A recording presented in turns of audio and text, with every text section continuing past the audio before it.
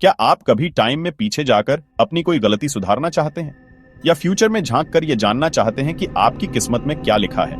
अगर हम आपको बताएं कि टाइम ट्रैवल, वो चीज जो आपने मूवीज में देखी है, साइंस की दुनिया में एक रियल पॉसिबिलिटी के तौर पर डिस्कस हो रही है। हाँ, आइंस्टाइन से लेकर आज के क्वांटम फिजिसिस्ट्स तक कई साइंटिस्ट्स ने इस आइडिया पर गहराई से काम किया है, पर क्या ये असलियत बन सकता है? कहानी शुरू होती है 1905 में, एक ऐसा साल जिसने हमेशा के लिए फिजिक्स की दुनिया बदल दी। ये वो समय था जब अल्बर्ट आइंस्टीन नाम के एक युवा और प्रतिभाशाली वैज्ञानिक ने दुनिया को अपनी थ्योरी ऑफ रिलेटिविटी से परिचित कराया। ये सिर्फ एक थ्योरी नहीं थी, बल्कि ब्रह्मांड को समझने का एक बिल्कुल नया तरीका था, जिसने हमारे समय, स्थान और गुरुत्वाकर्षण के बारे में विचारों को चुनौती दी। आइंस्टीन का यह क्रांतिकारी विचार विज्ञान के इतिहास में एक मील का पत्थर साबित हुआ। इस थ्योरी के मुताबिक टाइम कोई फिक्स्ड चीज नहीं है, जैसा कि हम आमतौर पर सोचते हैं। ये कोई ऐसी नदी नहीं है जो एक ही गति से बहती रहती है, बल्कि ये एक लचीली और परिवर्तनशील अवधारणा है। आइंस्टीन ने दिखाया कि समय की गति अलग अलग परिस्थितियों में अलग अलग हो सकती है, जो हमारे सामान्य ज्ञान के बिल्कुल विपरीत है। वो मोशन और ग्रेविटी के हिसाब से धीमा या तेज हो सकता है। इसका मतलब है कि जितनी तेजी से आप आगे बढ़ेंगे या जितना मजबूत गुरुत्वाकर्षण क्षेत्र होगा, आपके लिए समय उतना ही धीमा हो जाएगा। ये एक ऐसा विचार है जो साइंस फिक्शन जैसा लगता है, लेकिन आइंस्टीन ने इसे गणितीय रूप से साबित कर दिया था। समय की यह सापेक्षता हमारे ब्रह्मांड की एक अंतर्निहित विशेषता है। मिसाल के तौर पर, अगर एक एस्ट्रोनॉट एक रॉकेट में बैठे जो लाइट की स्पीड के करीब ट्रैवल करे, तो उसके लिए समय बहुत धीरे गुजरेगा। ऐसा इसलिए है क्योंकि गति बढ़ने पर समय धीमा हो जाता है। ये आइंस्टीन के सापेक्षता सिद्धांत का एक महत्वपूर्ण पहलू है। और फिर अर्थ पर वापस आए तो उसके लिए बस कुछ साल ही बीते होंगे, क्योंकि उसकी घड़ी पृथ्वी पर मौजूद लोगों की तुलना में धीमी गति से चल रही होगी। लेकिन शायद अर्थ पर कई दशक बीत चुके होंगे। इसे टाइम डायल्यूशन कहते हैं, समय का फैलाव। ये एक ऐसा प्रभाव है जो तब होता है जब कोई वस्तु प्रकाश की गति के करीब यात्रा करती है या मजबूत गुरुत्वाकर्षण क्षेत्र में होती है। समय का ये फैलाव न केवल एक सैद्धांतिक अवधारणा है, बल्कि इसे प्रयोगात्मक रूप से भी सत्यापित किया गया है। और ये सिर्फ थ्योरी नहीं है। जीपीएस सैटेलाइट्स को इसका हिसाब रखना पड़ता है, क्योंकि वे पृथ्वी की तुलना में अलग गति से यात्रा करते हैं और अलग गुरुत्वाकर्षण क्षेत्र में होते हैं। नहीं तो उनकी कैलकुलेशंस गलत हो जाएंगी। तो हम टाइम को थोड़ा बहुत मोड़ सकते हैं, और ये हमारे आधुनिक तकनीक के लिए बहुत जरूरी है। आइंस्टीन की थ्योरी ऑफ रिलेटिविटी ने न केवल हमारे ब्रह्मांड की समझ को बदल दिया है, बल्कि इसने हमारे दैनिक जीवन को भी प्रभावित किया है। पर क्या हम पास्ट में जा सकते हैं? यह सबसे बड़ी मिस्ट्री है। स्टीफन हॉकिंग, जिन्होंने टाइम ट्रैवल को लेकर कई एक्सपेरिमेंट और थॉट्स दिए, उनका मानना था कि पास्ट में जाना पॉसिबल नहीं है, क्योंकि इससे कॉजेलिटी की चेन टूट सकती है, कॉज और इफेक्ट की। सोचिए, अगर आप पास्ट में जाकर अपने ग्रैंडफादर को उनकी जवानी में ही मार दें, तो आप खुद कैसे पैदा होंगे? इसे ग्रैंडफादर पैराडॉक्स कहते हैं। पर कुछ साइंटिस्ट्स ने टाइम ट्रैवल को प्रूव करने के लिए एक्सपेरिमेंट भी किए हैं। 2009 में हॉकिंग ने एक टाइम ट्रैवल पार्टी रखी थी, पर उन्होंने इनविटेशन पार्टी के बाद भेजे। यानी अगर फ्यूचर से कोई आता तो वो पार्टी में आ सकता था, पर कोई आया नहीं। हॉकिंग ने कहा, शायद इसलिए क्योंकि टाइम ट्रैवल बस पॉसिबल ही नहीं है।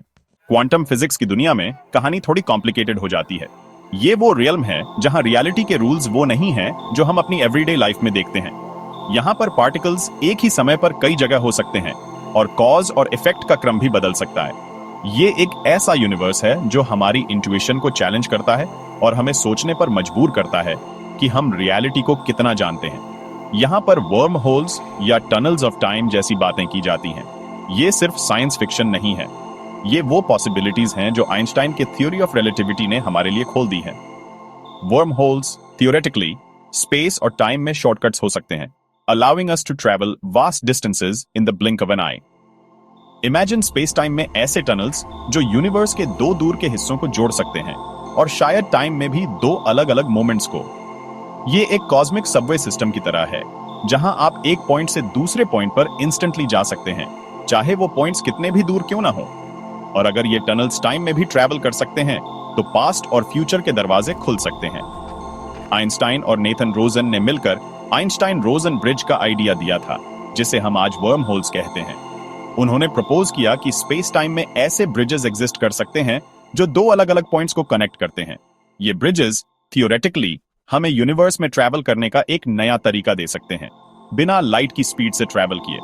अगर इन्हें स्टेबलाइज किया जा सके तो शायद हम इनके जरिए टाइम में आगे या पीछे ट्रैवल कर पाएंगे।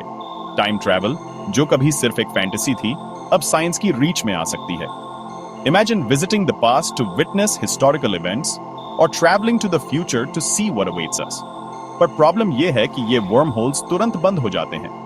ये इतने अनस्टेबल होते हैं कि ये खुद को कोलैप्स कर लेते हैं, जिससे इनमें से ट्रैवल करना इम्पॉसिबल हो जाता है। इन्हें स्टेबल रखने के लिए हमें नेगेटिव एनर्जी चाहिए होगी, जो अभी हमारे पास नहीं है।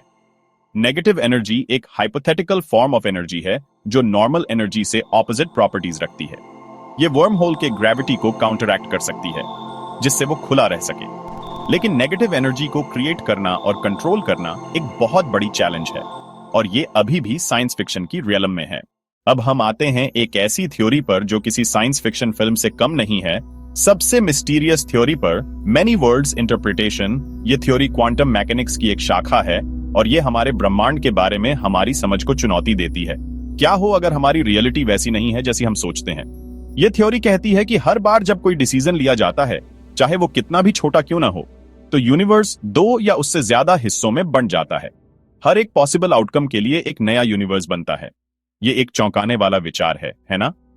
एक जहां आपने हां कहा और एक जहां आपने ना कहा। हर एक फैसला एक नया रास्ता बनाता है, एक नई रियलिटी को जन्म देता है। सोचिए, अगर आपने कोई और करियर चुना होता या किसी और से शादी की होती, तो आपकी जिंदगी कितनी अलग होती।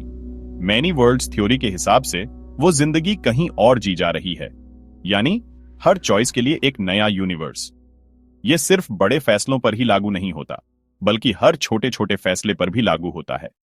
हर बार जब आप चाय या कॉफी चुनते हैं, हर बार जब आप दाएं या बाएं मुड़ते हैं, एक नया यूनिवर्स बनता है। अगर ये सही है, तो पास्ट में जाकर कुछ बदलने से प्रेजेंट नहीं बदलेगा। आप एक नए यूनिवर्स में शिफ्ट हो जाएंगे, जहां वो बदलाव पहले से ही हो चुका है। आप अपनी पुरानी रियलिटी को नहीं बदल सकते, लेकिन आप एक नई रियलिटी में जा सकते हैं। लेकिन ये सब थ्योरी है। इन यूनिवर्स तक हम अभी पहुंच नहीं सकते। हमारे पास अभी तक ऐसा कोई तरीका नहीं है जिससे हम दूसरे यूनिवर्स में जा सकें या ये साबित कर सकें कि वो मौजूद हैं। लेकिन ये थ्योरी हमें सोचने पर मजबूर करती है कि हमारी रियलिटी कितनी फ्रेजाइल और कितनी अनगिनत है।